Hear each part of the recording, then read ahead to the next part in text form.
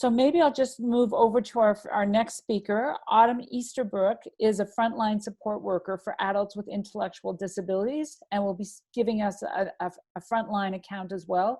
And I think it's a good reminder for what Simran was talking about earlier, that we need to see all the work that goes into caring labor. So thanks so much again, Autumn, and take it away from here. Yeah, so like Tim said, I work with adults with intellectual disabilities. So basically what I do is I run site to site, or like people's residence to residence, making sure that they have medication. I'll give them medication. I'll make sure that they have dinner, because a lot of these folks can't cook food by themselves. You know, make sure they have to do laundry, like support independent living. So they live independently, but they need some kinds of support. So what this basically means is that I'm constantly running from site to site. Recently, since my hours have been reduced significantly, I'm only running to 2 sites a day, but previously I'd be running to 3, sometimes 4 if I really needed to. Which means, like, so not only am I in contact with all of these individuals and then becoming in contact with other people, but I'm also taking this TTC like constantly. Up until recently, there was on my Thursdays I would spend like 4 or 5 hours on the TTC, right? So anyway, so part of the problem with this is that I don't really have proper PPE. I was supposed to be supplied a couple weeks ago, and I don't want to say this is something across the board, but there was a mix-up, and I still don't have PPE. I've reached out a couple times to see if I can get it, and I don't have it. None of the residents that none of the individuals I'm going to see have PPE. A PPE kit that I was supposed to get only has 1 mask, and you're supposed to use it if you have like a suspected case. So we're doing phone call screens before we enter the residences, and if they seem to have symptoms, then we wear a mask, right? But it's 1 mask. It's obviously not sufficient in any way. Sorry. So, and the other thing about my guys not having PPE is that they are going out, right? Like you can't, like, you can try to explain to them the situation and what's going on. They don't understand the gravity of it, and they don't understand that they can't get it. And so they're not only going out, but they're engaging in regular behaviors one would if they are going out. So they're touching railings, they're touching their face, they're not, and without PPE, they're just simply not being protected, right? So anyway, so regarding what I was saying earlier about constantly going from site to site, although I work for one company, as recently as I think a few days ago, there was something that went through that said you can't work for more than one company. So I, up until fairly recently, was working at 3 different places, right? And this is because they're not hiring full-time staff for all the reasons that we know they don't, because then, you know, they have to give them benefits and raises and all of this. So basically, a lot of workers have been asked to choose over the last few days, like, what company are you going to work for? Because you can't work at 2, you can't work at 3, you can only work at 1. And lucky for me, I'm not one of those people. Something else I want to talk about is how my hours have been reduced. I was doing 30 to 35 hours a week. I'm now doing between 18 and 24 hours a week.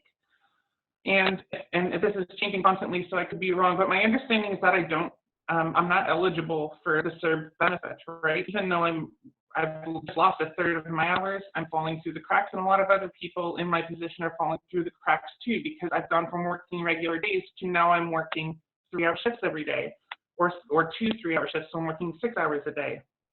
And because I'm having work consistently, I'm not having 14 days I'm having days of consecutive work, I'm not eligible. So, but that could have changed, so correct me if I'm wrong, please.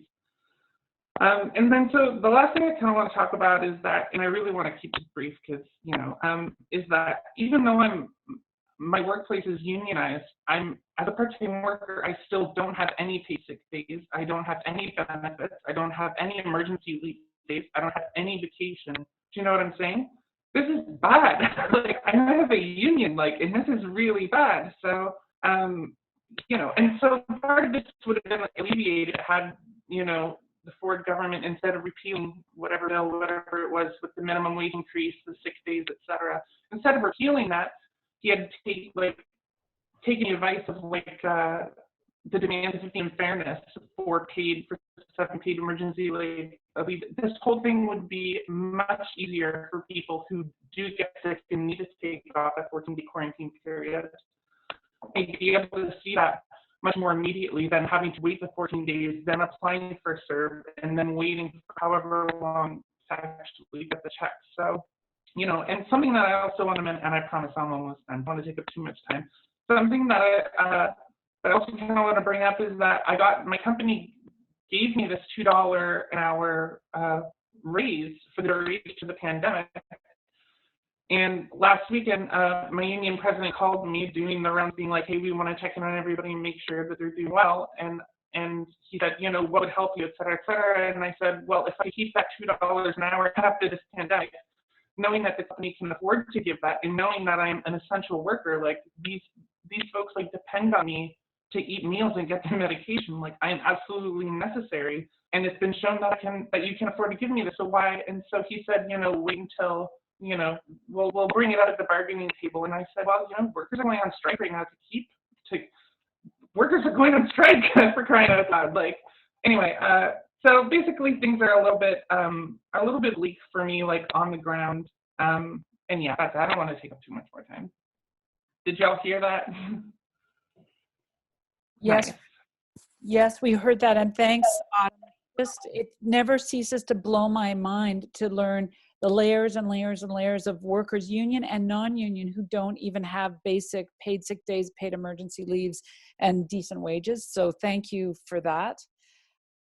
So then I'll turn it over to Autumn. Autumn, would you like to give us your closing remarks? And I'll just take a moment to unmute you. Hey, yeah. Can you all hear me? Yes. I don't really have any closing remarks. To be honest, it just kind of felt nice to be able to rant about my crummy work conditions to an audience of like 40 or 50 people. There are like a few things I missed, but like I'm not gonna, like one of the big things is food, because people have been hoarding food, and my guys depend on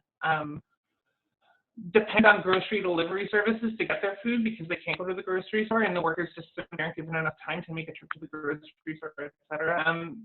The food deliveries have been delayed, and there's not a lot of food in grocery stores, and it's really affecting my guys. So please stop hoarding food.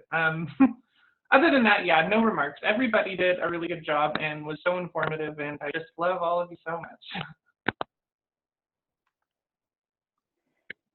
Thanks so much, Autumn. That's incredible. And thanks for all your work on the front line and all your caring labor as well.